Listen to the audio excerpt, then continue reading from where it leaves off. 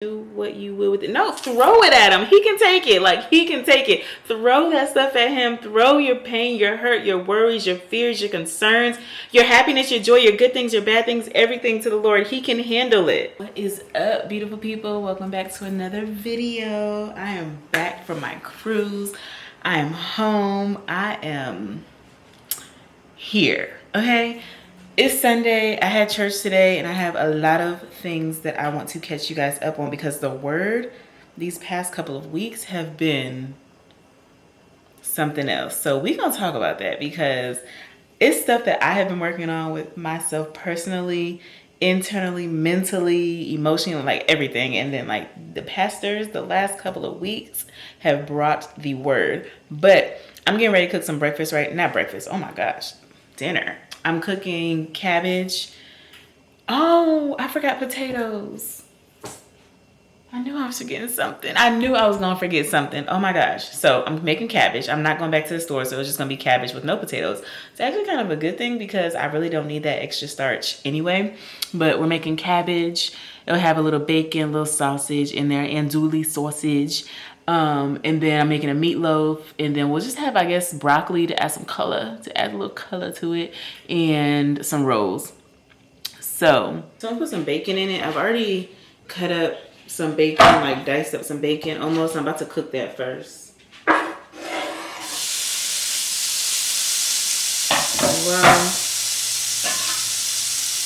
that's cooking. Oh, I hope we don't get sick because that bacon has been in the fridge for a little minute now. But I was like, it's open. I need to get rid of it. So this is the perfect time. Go ahead and just add some cabbage. And then I have this sausage. This is the andouille sausage from Kroger. I love me some andouille sausage. So good. Okay. What is going on? Here we go. I was at Kroger earlier today, and there's always this one lady that I see. Her name is Miss Candace. Miss Candace is like always so nice. She's always so nice and like friendly. Always got a smile on your face. Speaks to literally everyone. And I'm like, okay, Miss Candace, not you out here proving that you got Jesus all up in you. That is like, when I see this woman, I don't even know her. I only know her just Kroger, like going in and going out. And I only just learned her name today when I literally saw her. We said our goodbyes, and then I got in my car and the Holy Spirit just told me, go back in and get her name, because I've been meaning to get her name for the past couple of months. And I finally was like, okay. So I parked my car in front of Kroger as I was like headed out the parking lot. It was like, let me go get this lady's name. So I went back in, asked her name, and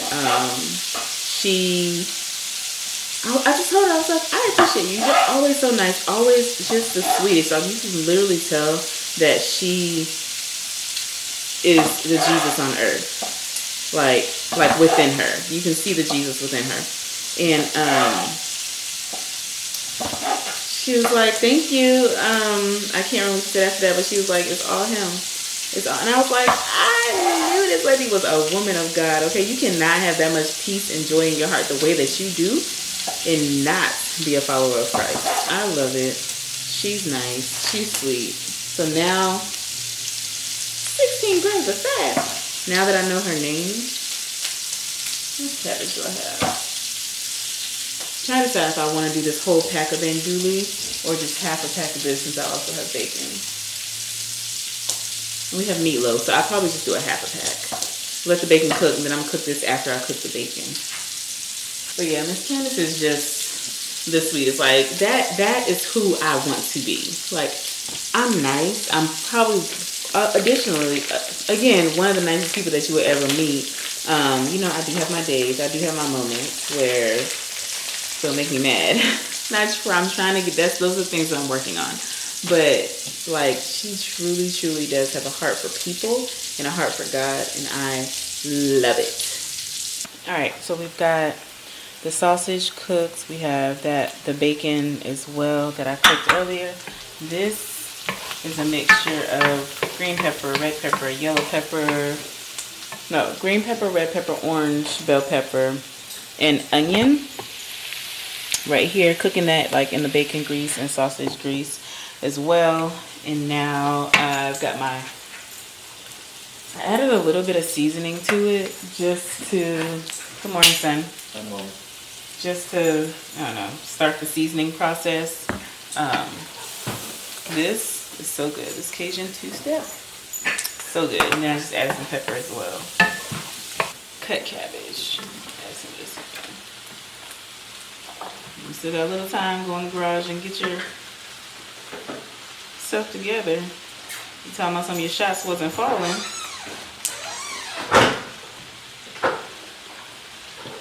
I like to add like half. Season the middle because sometimes it's kind of, huh? You need what? Nothing. Season the middle just to make sure it's thoroughly seasoned because I'm special like that. A little salt, a little pepper. I mean, Cajun two-step pepper. A little bit of accent. Accent kind of like brings out the flavor of whatever you're seasoning. And then I have this no salt organic salt seasoning. Costco, a bunch of different like spices and herbs and stuff like that. So no salt, but still add a little bit of I sent you a text message 2 times. Stew. I like to let it cook down just a little bit and then I'll add in the rest. Normally I'll cover it, but I don't have a lid this big, so we just gonna have to do what we do. Well, that's cooking down. I'm gonna go ahead and add in my meat, like mix my meatloaf stuff together.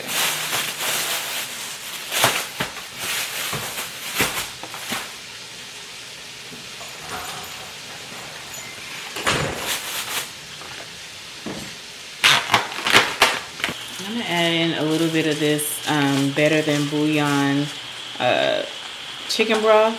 I'm not gonna mix it in water or anything like that. What I'll probably do is actually just add a little bit of water. I don't want it too like watery or anything like that. So this is literally just a half a cup of water that I just added, and then I'm just gonna add in a couple of scoops of this. Not measuring it to like equal a serving size or anything like that. I'm just gonna do like 3 scoops. And this will add just a little bit of additional flavor. And then I'll mix it in some more. I'm actually gonna go ahead and add in the bacon and sausage too so it can marinate through.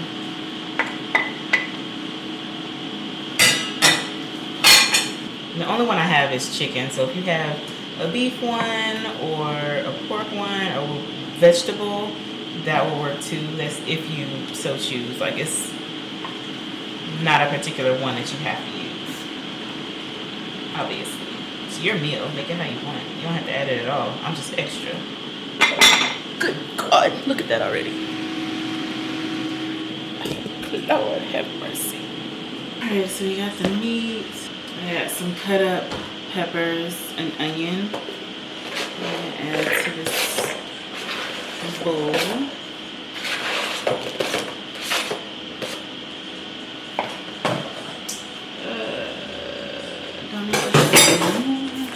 And I like to use a pack of this beefy onion.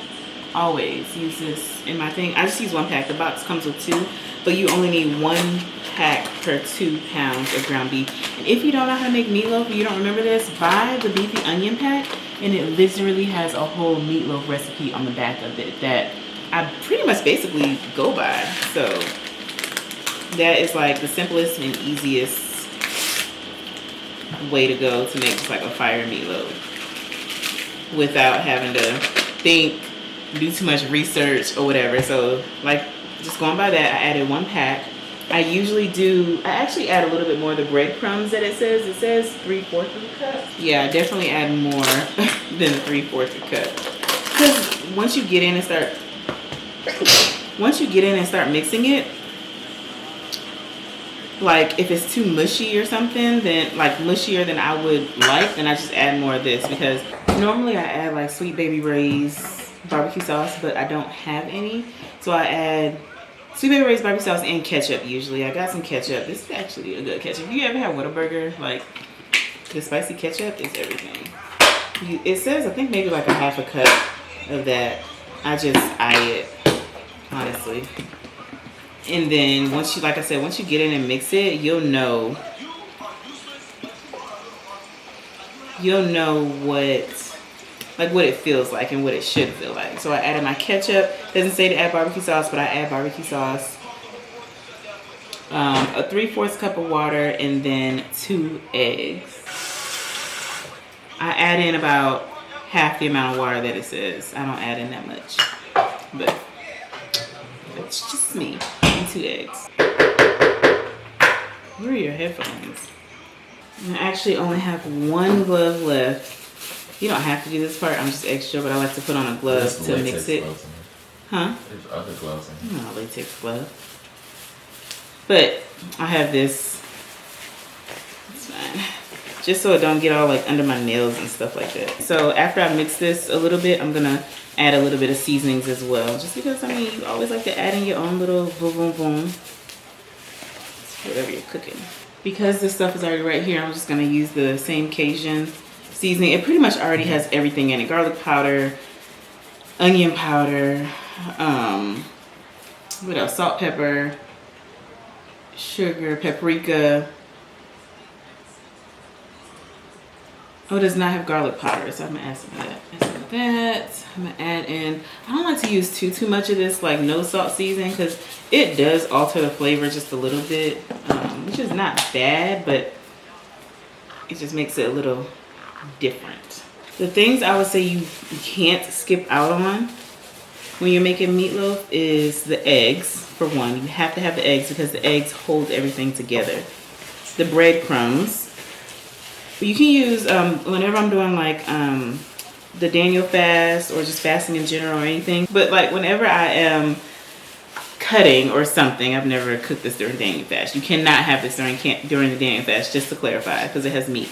But if I'm like eating healthier or like cutting certain things out, I will use like panko crumbs, which are like a more lighter type consistency. It's not quite breadcrumbs. I will use that. You don't have to use a beefy onion. It's just good. But you can certainly season it yourself if you need to. And then you don't need barbecue sauce. You definitely could just use ketchup. So really onions, breadcrumbs of some sort. And we've had it before to where when my mom used to make, what is this, meatloaf when I was younger, if we didn't have breadcrumbs, she used regular bread and just like broke it up into small pieces and mixed it in. So that works too. All right, so now I'm going, the only thing that sucks about the meatloaf is like you can't taste it. You literally can't taste it. I'm gonna throw this.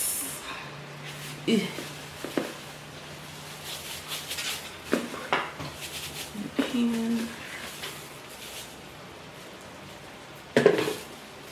And then you want to mold it into the shape of a meatloaf, in the shape of a loaf. Here's my loaf. And I'm going to throw this in the oven, 350. Again, this has all the directions for you. So I do 350 for an hour, I think. Yeah. Uncovered for about an hour on 350. And that's it. Oh, no, that's not it. I add barbecue sauce, or you can do ketchup on the top.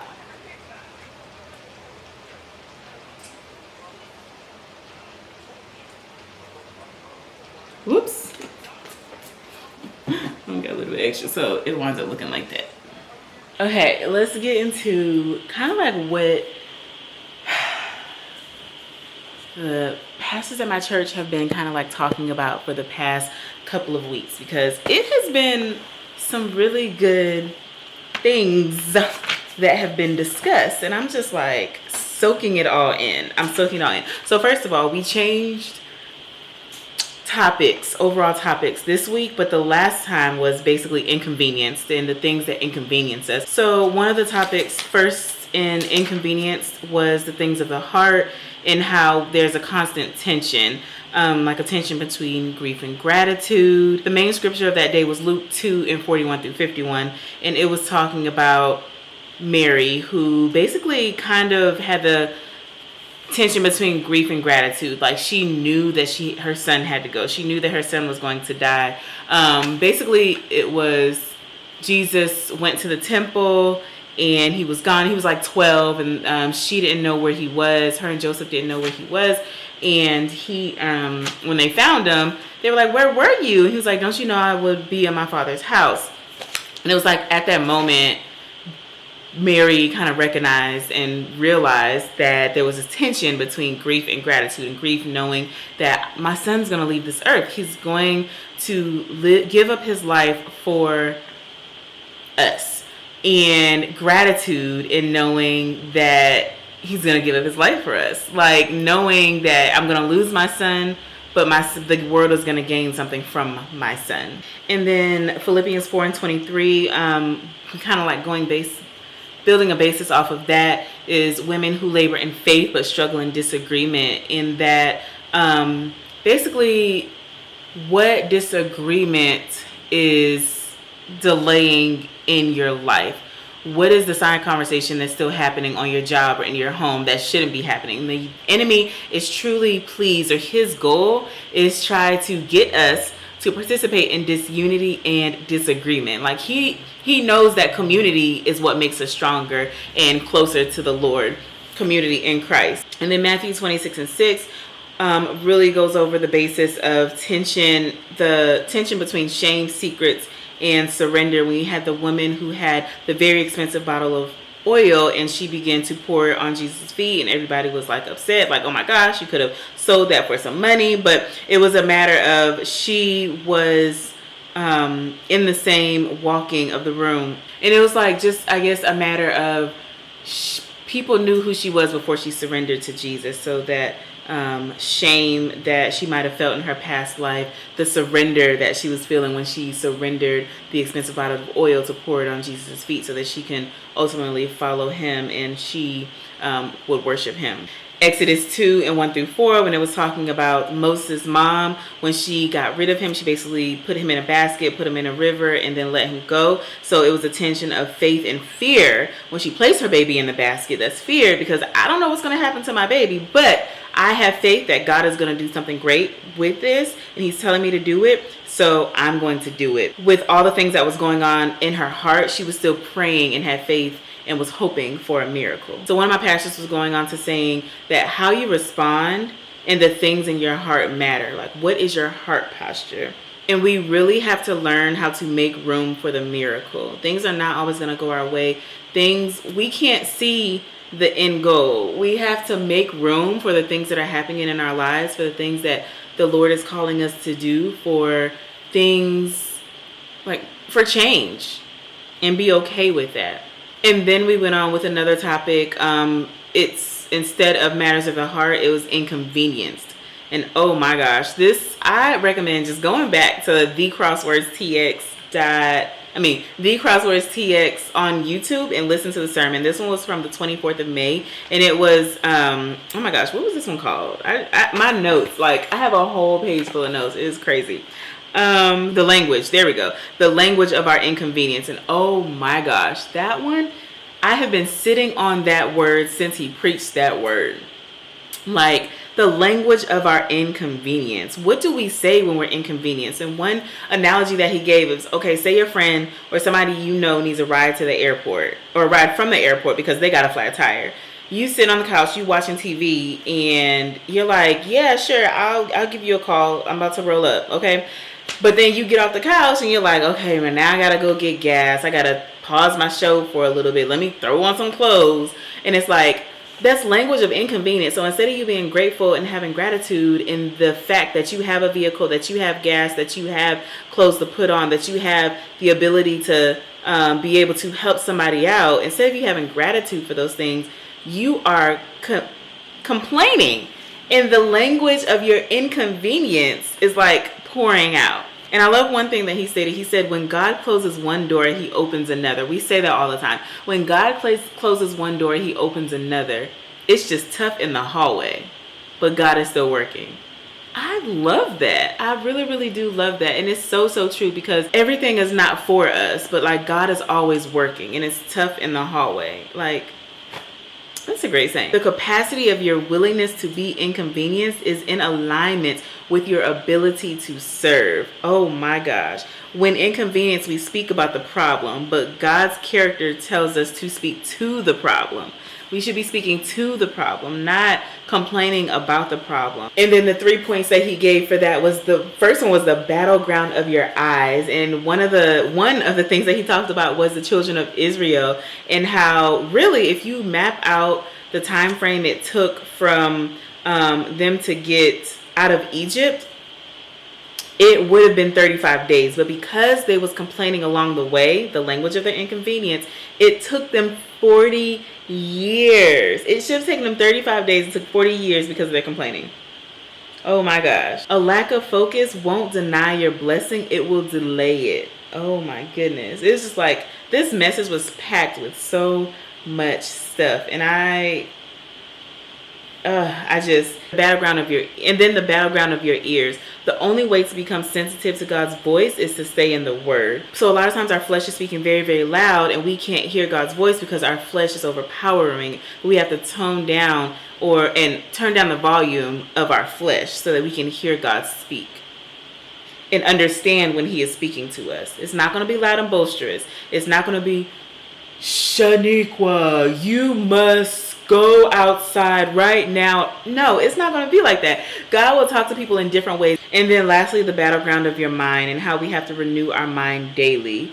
And if we don't, that's when the enemy is trying to come in to kill, steal, and destroy. Then there was another word that really dove into the beatitudes of a Christian, or how to live out a life of Christ. And that came from Matthew 5:13, really like Matthew 2 and down to 13, and really just broke down all that scripture. Be poor in spirit, meaning recognize the need for God. That's verse 3. Verse 4, mourning of your sin. It talks about mourning, but really mourning, not mourning as in mourning because you lost someone, but mourning over your sin. Because when you recognize the need for God, then you begin to mourn your sin, because you are incorporating, and because you have that desire, and you're building a life to become closer to the Lord. And then verse 5, then you become more meek, you become more gentle, kind. And then you go into verse 6. Then you begin to recognize that God is the source of righteousness.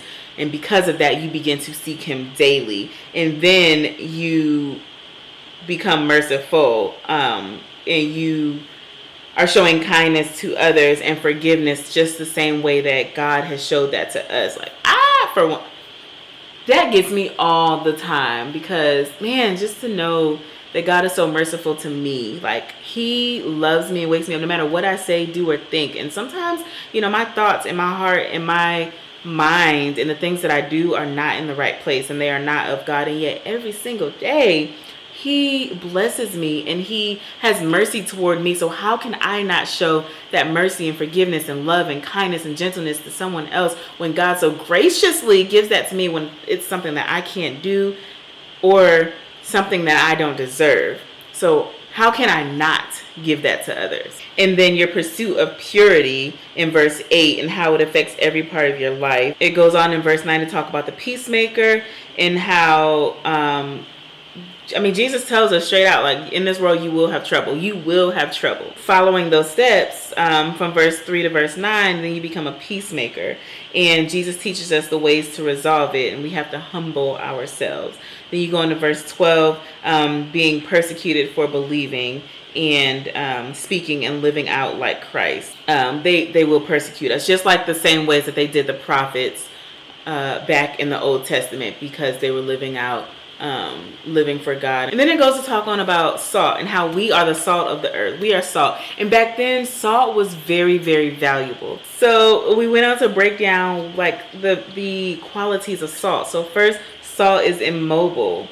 It can't be moved by itself. Like, you literally have to pick up salt and move it. You gotta put it in your food. You gotta put it wherever you're gonna put it in order to use it. So you are where you are for a reason. God placed us there. God placed us where we are for a reason. So in all honesty, we have to stop complaining where we are and start perfecting where you are, because God doesn't want to, or he's not going to move you to the next stage or place in your life until you've done the last thing that he told you to do, until we perfect what we're doing on our job. If you don't like your job, okay, are you doing what you're supposed to be doing? Are you still showing up as your best self no matter what? Are you perfecting in your home the what God told you to do, and like making your home and building your home as a home built on Christ? And two, we have quality placement. We are valuable and we are priceless. 1 Peter 5:7 says, cast your cares on the Lord. And then he broke down cast meaning to throw. Like cast literally means to throw. So it's not just, here you go, Lord, I'm just gonna gently give this to you, do what you will with it. No, throw it at him. He can take it. Like he can take it. Throw that stuff at him. Throw your pain, your hurt, your worries, your fears, your concerns, your happiness, your joy, your good things, your bad things, everything to the Lord. He can handle it. Like come on now. Like he's the most powerful, the most worthy of worthiest, the strength of life. Like throw it to him. He knows. He already knows what you're going through. He knows. So why not just give it to him? He just wants to hear you say it. He just wants you to know that you can throw it on him and trust and faith that he's going to do more than what you can think or ask him to do with it. And then salt is also a powerful preservative. If you think about it, a powerful preservative, like where you are right now, that God placed you strategically, you are a powerful preservative. So if things aren't going right on your job, well, you're there for a reason. You might be the one that's holding that. You might be the glue holding it together. You might be the reason why there is a little bit of peace, why there is joy, why, certain things aren't happening in the workplace, because you are the preservative. In your home, if you are the only one who is serving the Lord, you might be the preservative that's keeping those relationships together, that's keeping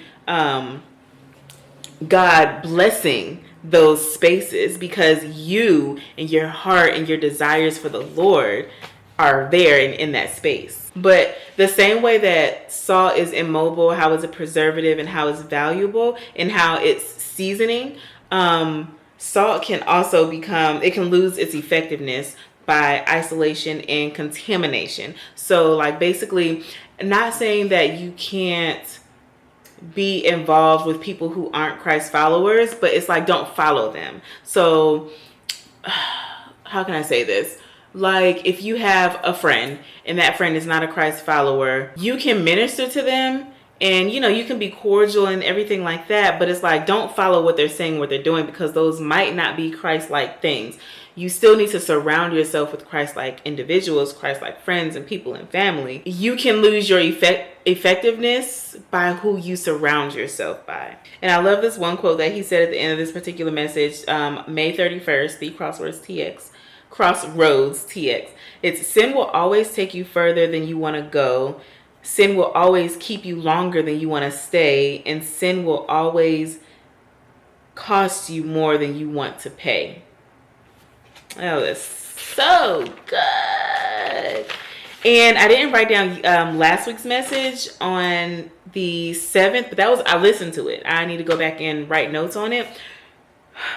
So powerful. So powerful. And then today we talked about, we switched topics and started talking about matters of the heart, and how when Christ transforms the heart, everything else follows. Walking with the Lord is not have it our way. The title of the message was overall how to get what you want. And basically how we get what we want is by understanding that what we want is what God wants for us, and him to change the desires of our heart, and how our desires are satisfied by our delight in the Lord. So good. Overall, the words were so good. I highly encourage, go back and listen. Oh my gosh, I cannot speak. The Crossroads TX on YouTube. Go under the live button. That's the most recent ones. That's the most recent ones. So 10 out of 10 recommend. Here's my food. We've got some broccoli here, the cabbage. I haven't tasted any of this, mind you. And then meatloaf. yeah, it's fine. They're in chunks. It's just the way that it came out. I hate the first scoops of meatloaf because it I don't know. It's like always hard to get out. Mind you, if you have a meatloaf pan, that's probably better. I don't know, but I feel like that'll be hard. You don't need a meatloaf pan though. This, and the way that I cooked it, works just fine. So, let me get some hot sauce. Family is gone, so we're gonna eat right here in front of this TV with some good old Crystal's hot sauce. We got some Crystals, but I am a stickler for seasoning food before you taste it. Don't you go to a restaurant and season your food before you taste it. You are insulting the chef. If you season your food before you taste it, if you throwing salt, pepper, hot sauce, no matter what it is on there, you are insulting the chef, because how you supposed to know if it's really, really good if you making a little modifications to it? That don't make sense. That ain't logical. That ain't logical. Okay. This is just steamable broccoli. I love a good steamable broccoli. So cabbage. Oh, sorry. Here you go. Y'all greedy.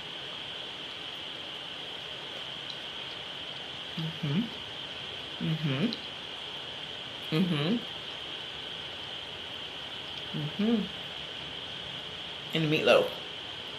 Here you go. Taste it.